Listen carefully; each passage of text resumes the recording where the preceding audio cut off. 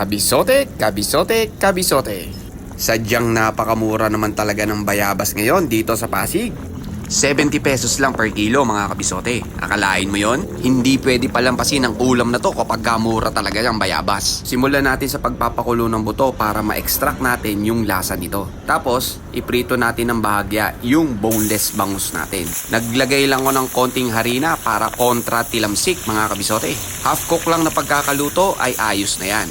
Then set aside. Sa same pan, dyan na rin tayo maggigisa ng sibuyas, kamatis at yung laman ng bayabas natin, kabisote. Sasangkotsahin mong maigi yan, kabisote ha, para lumabas yung natural flavor niyan. Tsaka mo timplahan ng patis. Hanggang sa ma-achieve mo yung ganyang itsura. Napakalinamnam niyan, kabisote. Nakikita mo yan? Sobrang rich ng lasa niyan. Tapos, ibuhos mo na yung pinagkuluan dyan. Yan, i-strain mo siya para hindi mo makain yung mga buto-buto. Ganyan yung ginagawa kong diskarte, kabisote. Kasi nakakainis nga naman talaga kapag nakakain ka ng buto ng bayabas. Optional, pwede ka maglagay ng black pepper at isang kutsarang brown sugar pambalanse ng lasa.